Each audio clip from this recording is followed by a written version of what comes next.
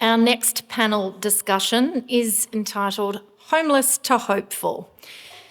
And this one's all about putting the spotlight on people and projects that are making a real difference across the state in reducing homelessness. The purpose of this session is to inspire new and different ways of working through the successes of all these people.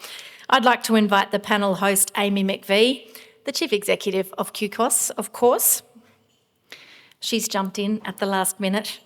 And please welcome our other panellists, Kate Colvin, the Chief Executive of Homelessness Australia, Dushi Thangaya, the Chief Executive of Yuma Meta in Townsville, Madonna Cuthbert, the Acting Executive Director of Programs at the Queensland Department of Housing, Chris Seaboth is the Executive Lead of the Community Services Support Centre at Lutheran Services Australia, and Victoria Parker, the Chief Executive of the Lady Musgrave Trust. Over to you, Amy. So this session is titled, what is it titled? Homelessness to Hopeful. And so I guess what we've heard a lot about this morning is the context. We know that Queensland is in a housing crisis. We know that hundreds of thousands of Queenslanders have unmet housing need, and that the cost and availability of housing in the private rental market is a big problem. We also know that the face of housing need has really changed. So one of the great things about my job is I get to go around Queensland and talk to frontline workers across Queensland about what they're seeing in their community. And over the past years, I have heard regularly people say we're seeing more women and children. The people who need support are different types of people than who have previously needed support, and include fully employed people. So against that context, and I think Rachel sort of made me feel weird for not feeling depressed, but we can feel hopeless, I guess. But I think the panellists today are going to give us a real sense of hope. This session is really about those innovations and ideas that people have in response to crisis, and the types of things we might learn from and scale to start to address the crisis that we're in. So I think I might start with you, Madonna, if that's okay. The Queensland Government obviously has a really important role to play in terms of addressing the housing crisis, and currently does have a strategy and a plan that seeks to address housing supply policy and homelessness services type issues. So Madonna, can you talk us through a little bit about how state government is currently looking at the problem and some of the innovations you're looking at? Thanks, Amy. I guess I thought I was last, not first. Anyway, I mean, there's no... I know that the state government is, has a very significant commitment, which is, even putting the investment in, it's still a big challenge to really deliver, particularly in the current market. So we've also looked at, well, what can we do in the meantime? So, we've looked at other buildings that we can reimagine in terms of their use. So we have either leased or bought a couple of, or three actually, aged care or retirement villages. And we've certainly opened two of those, one at Redlands and one at, I'm thinking Clayfield. And so very soon we'll be, in the next couple of months or so, operational up in Toowoomba. So we are really looking at opportunities, and this was a key thing that also came out of the summit, the housing summit, to look at opportunities of existing buildings, existing complexes, to see what we can do while we're actually working on delivering the pipeline of supply going forward.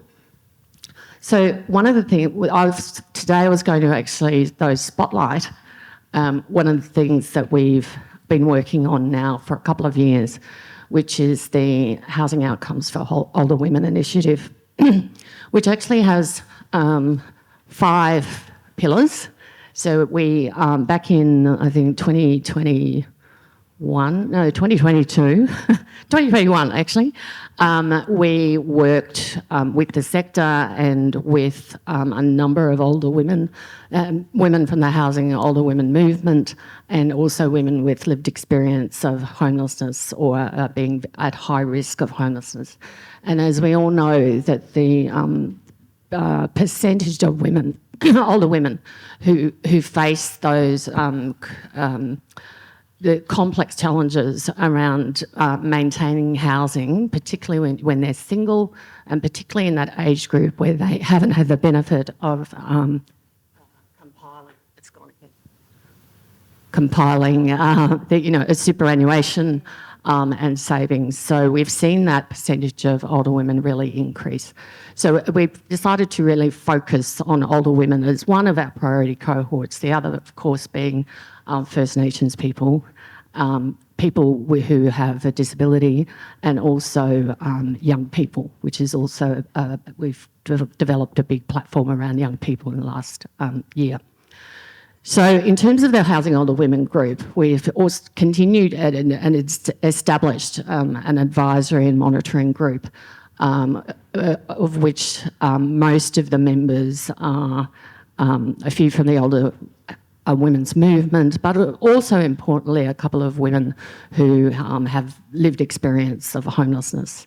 And in terms of being able to develop and continue to design the implementation of that initiative, it is really critical for us to continue working with that group and expanding the group of older women who we're getting information from in order to design the implementation.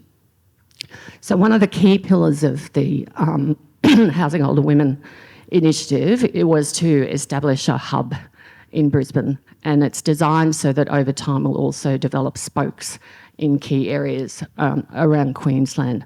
And that's now been operational for, I think, almost a year. It's getting there. But really, they've developed an online presence as well for older women. So it's still early days, but certainly that's going really well. And I think there might be some people from Footprints in the audience down there, yes. Please take the time later to talk to your colleagues from Footprints, and they can actually provide you with more information about what they're doing. But it's really about providing a central hub for older women who may, be finding it difficult to navigate the system, but also provide, referral advice and in some cases case management for those older women. And I would acknowledge too the involvement of the Hague in Victoria in the design of this, but also we engage them to work with Footprints over the initial 6 months to give them the benefit of their experiences in Victoria. And they are also seeking, they have some philanthropic funding to expand that more widely across Australia. Queensland put our hand up first. And so that's been a really, really important relationship. And certainly from my perspective, I really do like to leverage off what our colleagues in other jurisdictions have done. If it's working well, if it's worked well, they've got ideas. Often they are willing to share resources, so that's been really, really important. One of the other pillars, excuse me, is to look at our all of our products and services that we fund through the department and see, are they actually responding to the needs of older women? Or are there issues in terms of, just how a particular product is set up that we could just tweak to make them more responsive to older women's needs? And we're doing that piece not just for older women, we are doing that across the board, but also specifically for those cohorts as we move along. And I think it's really important, if you look at, as my title says on these acting ED of programs, programs sometimes can feel very rigid to people, and it's really important as what I call take on a tertiary approach to program management, where we're really looking at the environment in which we're in, the context in which we're in. And the current housing situation is very different from even, a couple of years ago, 18 months to 2 years ago. So it's very important from our perspective that we continue to re-examine how our products and services are designed, how they're being used. Just as an example, we, after the summit actually last year, made some changes to the rental security subsidy that we have to enable it and increase the amount available, increase the time on which it was available, made a couple of other critical changes to that product. And we're still reviewing it to see, is it hitting the mark yet? Is there something else we need to tweak? And that's just one example. But it's a really important piece of work and a really important piece of this initiative. I won't go through the whole 5, but there's another one that is looking at delivering or will deliver 2 capital projects from our Quick Starts program, which we will do ourselves, but ultimately will probably be managed by a community housing organisation. So that we're wanting to continue to involve members of the advisory group, but also other older women and the sector in how those complexes projects are designed. So the other thing related to that is just looking at our design principles and whether or not they are delivering what older people, including older women, need. Thanks, Madonna. So that gives us a sort of good scene-setting piece about how government provides sort of a statewide stewardship that responds to both, I guess, the context we're in, but also the needs of different groups of people. Dushi, if I could go to you next. Yamba Meta's been providing housing and homelessness services in Townsville for about 50 years, I think. Right. Usually for First Nations people. Majority, yes. How have you guys gone about responding to the current situation? Actually, it's a very interesting situation for me to observe the housing crisis that we are talking about in the last 12 months or so. And First Nations people have been experiencing the housing crisis for over 50 years. And Yamba Meta was actually formed as a reaction to this housing crisis. So there was a cyclone in Townsville in 1971, and First Nations people were completely excluded from housing. And a group of elders got together and lobbied the Commonwealth government, and that's where Yamba Meta started with 8 homes. And at this point, I would really like to express my heartfelt gratitude to those trailblazers who supported their community at that tough time. So today we have 203 tenancies, and we have over 440 people that we house on a daily basis. And then we have 14 support programs. And we employ 85, just going to be 100 soon, but 85 staff at this moment. Now, how we do things differently is about 22 years ago, the management and the board sat together and looked at the reasons why people were failing in their tenancies and why they couldn't sustain tenancies. And we came up with a number of issues. Alcohol and drug abuse drugs was not so bad 22 years ago. Alcohol was one of the main components, domestic and family violence, and a lack of understanding of the mainstream systems. And of course, community perception. People were stereotyped, and they were not able to get that opportunity that mainstream Australians could get in community. So we created a unique model of business that combined cultural knowledge, community knowledge, and business. And that's how we came up with the 14 programs. So at different stage of the life of a person and their needs, Yamba Meta was able to support them. So we have crisis accommodation, transitional accommodation, and then long-term accommodation. And we are also one of the 2 specialist domestic and family violence service in Townsville. So interestingly, when a person enters Yamba Meta, they don't have to repeat their stories to a number of agencies, which we find is quite disrespectful to people and can be very hard for someone who is going through a crisis. Yeah, so it sounds like you're really putting the person at the centre of the design of the support and the housing that they require. Definitely. Yeah. Vic, I might go to you next. You obviously, as the CEO of the Lady Musgrave Trust, are really focused on providing safe and supportive accommodation to young women and girls in Queensland. You're not a specialist homelessness service or a community housing provider, as I understand it. So what's your sort of innovation in terms of meeting the needs you've identified? Thanks, Amy. And also just to say, Dushi, I reckon you have demonstrated a model that should be replicated across the state. Like, it sounds like you've actually put in place a system that works, an ecosystem and a pipeline that works that many of us could learn from, and you've proven it. So I think there's a good blueprint right there. The Lady Musgrave Trust, we are a charity and we've been going for nearly 140 years.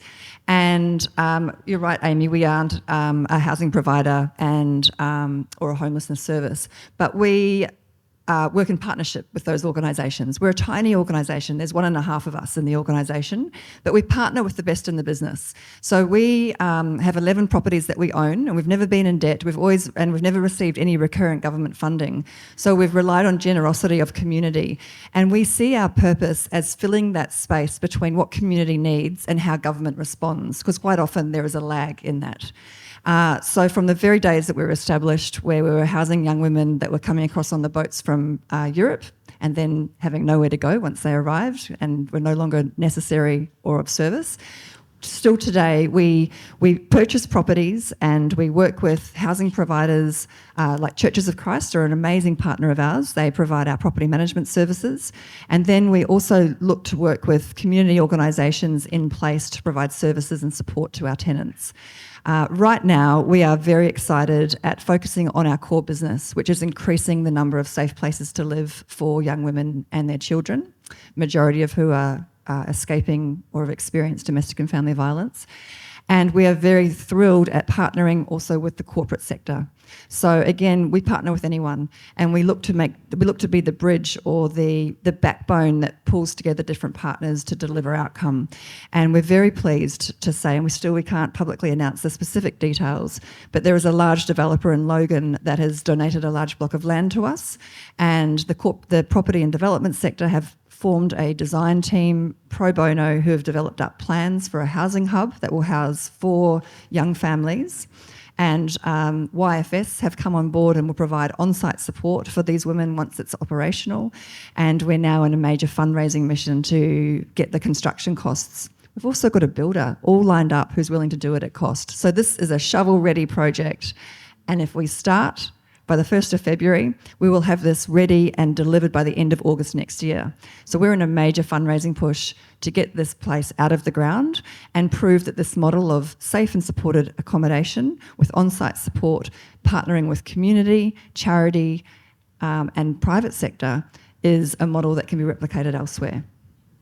Sounds amazing. What's the fundraising goal? Construction costs are around $2 million. The property and development sector have thrown in $500,000 towards that. So we're taking our can out and looking for $1.5 million. But the fact that there are no hairs on this project whatsoever, it is shovel ready. We're banging on doors looking to get funding. It's such a great example of really community identifying need and then looking at all of the resources that are available to bring to bear to a project. I might go to you on that, Jan, because I guess when you think about the needs of young people and particularly young people outside of the context of a family who need to develop the financial resources and the skills to sustain housing as they become an adult and develop further independence. The Youth Foyer model really responds to that. Can you tell us a little bit more about it? Great, thanks Amy. Hi everyone. I know we've got a panel of cast of thousands, so I'll be quick up here. So Foyer, just for those people who don't know, fits into the ecosystem at a kind of transition point. It's for 16 to 24-year-olds. It's a 2-year integrated employment, education and accommodation programs. So the whole point being accommodation is great, but not enough if you're really genuinely trying to set yourself up and also get out of kind of repeated cycles of kind of going sort of into disadvantage again. So I think FOIA's a really, really interesting model, and it's certainly suitable for a large number of young people. We've got 44,000 young people every year who are homeless or at risk of homelessness in Australia. We are at 14 FOIAs across Australia right now, heading to 20 by the end of the year. Each FOIA has about 40 units in it. So this is, again, independent living, but as I said, most importantly, a FOIA may often be attached to a TAFE or to a educational institution, and also we're linking with private sector like Vic in employment opportunities. So really trying to put those stepping stones in place beyond just accommodation, which is incredibly important because without that stability, you can't think about what you need to do next, but generally trying to put the stepping stones in place. And I think, I want to give some strength to Madonna's arm here in governments. We've just done the very first analysis with Accenture, the major consulting firm, on the social and economic benefits of a FOIA. So we've looked at the costs, and we found things that we did not know, and we've been running for 14 years, so it's worth doing this kind of economic analysis. For instance, we found out that actually youth homelessness is split almost 50-50 between the federal government and the state government in terms of costs, like unemployment costs, like housing costs and so on. That was a big surprise because I think we think that it's located in one system or the other. Number two, we discovered that actually you can save money very quickly. With a FOIA, it costs $386,000 to have a young person who's homeless, whereas if they're in a FOIA, the cost is only $172,000. And if we could work with 20,000 young people by 2050, get 20,000 young people of the 44,000 through a FOIA opportunity, we could save collective governments and taxpayers, which is us, $2.9 billion. And that money could be reorientated and repurposed into then genuine long-term housing solutions. So when we think about an ecosystem, we've got to think about how what we can save here can be put back into the ecosystem and not spent on recycling to the same people crisis services when we could actually get paths out, Amy. So I think that economic analysis, one of the first we've done, we wanted to get some reports here today, but we'll send links around.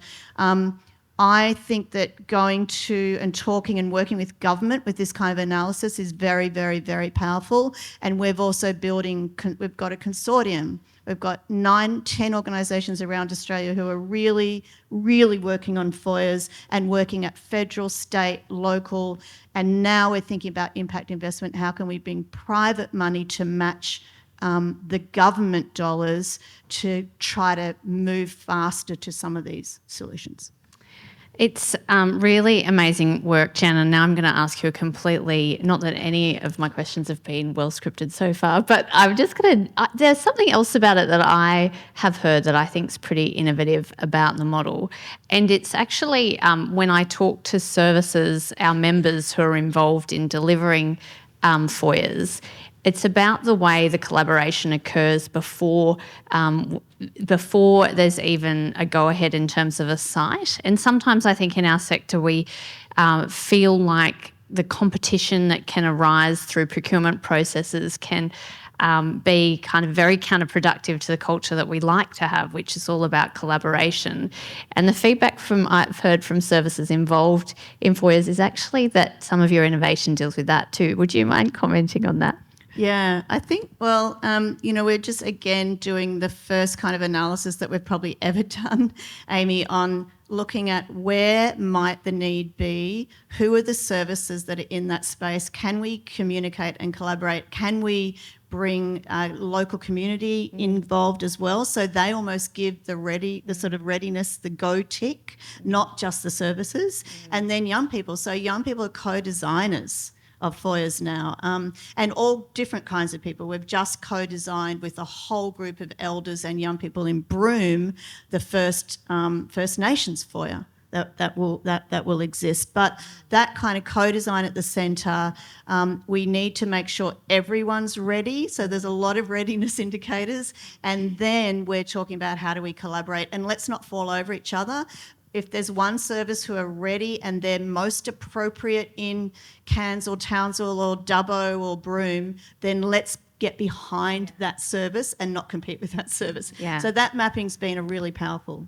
Yeah, it's very heartwarming to hear about how that work happens, and I think then you have real community ownership over what goes ahead, and also the rest of the sectors really behind that particular service provider moving forward, and it also has a sense of pride in it, regardless of whether they're actually the service provider. The community that bought the broken down pub and have turned it into a foyer is just a genius example. Yeah. They were like, no, you're not professionals, you don't know what you're doing, you can't do housing. Well, actually, turns out the community said, here's an unutilised asset, now let's talk about how we could repurpose it. So, yeah, brilliant opportunities. Fantastic. So, Chris, I might bring you in here if that's okay. I know that Lutheran Services provides so many different types of services and supports into the community in Queensland, including aged care, disability, youth and family, domestic violence. Can you tell us a little bit about what Lutheran Services is doing in the housing space? So, specifically, what I want to share today is we're identifying parcels of land that can be utilised and converted into housing options, both land and underutilised buildings that are owned by the Lutheran Church. Our most recent example was finding around 4,000 square metres of land that we now, through Safe Places funding from the Commonwealth Government, is open now, and we're able to offer 8 more places for women and children leaving domestic and family violence. We have now found another parcel of land, and our next project, and I dearly hope HAF gets up, because it will be the kind of way that we will fund a mixed development. Because in this project, what we aim to do is, for women escaping domestic and family violence, the second stage, often the first stage is about stability and safety. The second stage of support really is about rebuilding, finding economic independence, pathways to full recovery. And we see that in a different framework. And what Lutheran Services, because of our diverse portfolio, is that we can work with women to provide the education and then the job placement and then ongoing employment if they so choose, whether it be aged care, home care, even food services. There's a wide range of employment options. So I'm excited by what we're planning to do as the next piece, but it really is finding, funding from Safe Places, HAF. I do want to come and talk to Madonna again, because there are some, but it's about actually almost orchestrating, including our own source funding to bring it all together. Yeah, I think that's a really clear theme coming out of what everyone's talking about, is sort of identifying an opportunity and then bringing in the partnerships that are required to bring the project to bear, and how all the different parts of the system play an integral role, whether it's government, whether it's community sector, whether it's private sector, but importantly community and the person who's going to benefit from the service or housing as well. I might take it back up to the systems level, Kate, if you don't mind. So as the national peak for homelessness in Australia, how are you at Homelessness Australia sort of responding in an innovative way to the crisis that we're seeing? So I think that the main focus, which I mentioned in the previous session, is about the National Housing and Homelessness Plan. But as the peak body, I guess our focus is on creating space and encouraging all of you in the sector to contribute to that thinking and that plan. So when we think about a systems response to homelessness, we're sort of thinking about how do we change the flows into homelessness? And so when you're writing your submission, and I would encourage as many organisations as possible and individuals who've experienced homelessness too, to start off with saying, how do we make less people homeless? What are the changes that we need in our community? And really lean into, what do you know about your community? If you're working in a First Nations community, if you're working with older women, if you're working with young people, what is it that's needed to prevent homelessness for that group? So have less people becoming vulnerable to homelessness. And then there's a sort of another stage of prevention that we really need to be talking into, is that once we've got a group or people who are vulnerable to homelessness, how do we prevent homelessness at that point? So we want less people to become vulnerable to homelessness, but then once we've got a group of people vulnerable to homelessness, what do we need to do at that point? So it might be, I was talking to, Kath in the break about young people who are already in a situation of family conflict, supporting them to resolve and be able to safely go back home with some of the relationship damage healed, or it might be supporting them to have a sort of positive experience in a couch surfing arrangement. For older women, it might be making sure that they're able to navigate the entitlements that they might have through aged care or through Centrelink to find a housing place that will work for them. So depending on which group it is what would prevent an entry to homelessness, what's the additional support we need to lead into. And then it's what are the evidence-based responses that are needed once people do become homeless. And thinking it from a systems perspective, it's like, how do we think about how we get flow out of homelessness? So we don't want to be trapping people in homelessness, in hotels for months and months and months. We want to be thinking in that submission, in that process, how do we tell government about what's needed for people to exit homelessness in the best, quickest way possible and with the supports in place to not return to homelessness. And that's probably the last bit, is what are the particular supports that are needed for that most vulnerable group that we see come back time and again to homeless services to really sustain those exits to homelessness, both in the homelessness service system, but also what are the supports that mental health should be providing, that the out-of-home care system should be providing, that family supports should be providing, so that people in our community can thrive and so that they're not ending up homeless again. So it's really sort of nailing all of those pieces that I'd ask everyone to kind of really be thinking about. And at Homelessness Australia, I say we, but I'm actually the only worker. I will be writing, I've sort of pretty much there with a sort of guide that will step out those points of what we would encourage people to put in the submissions. And I suspect government will not be asking those questions. So it's up to us to tell government what they need to hear, not to just respond to the questions that they ask of us. So. Fantastic. So I think that's actually a really good place to kind of conclude, which is to say we're in a housing crisis. Let's not debate that. There is incredible need in our community. We need solutions on the table, and we need an overarching framework that's working us all toward a joint vision of ending homelessness and housing need in Australia. What can we do about it? We've heard some incredible ideas and innovations here on the stage today. We've heard about the role of government and the role of community in terms of putting up solutions and developing partnerships. And we all have an ability coming up to contribute into a national plan which could, if we all worked really hard, lead us to a place where housing becomes something everyone has access to. So put your brains to that, write a submission like Kate suggested, draw on the inspiration of our panellists, and thank you all for the amazing work you're all doing as well. Can we thank the panellists?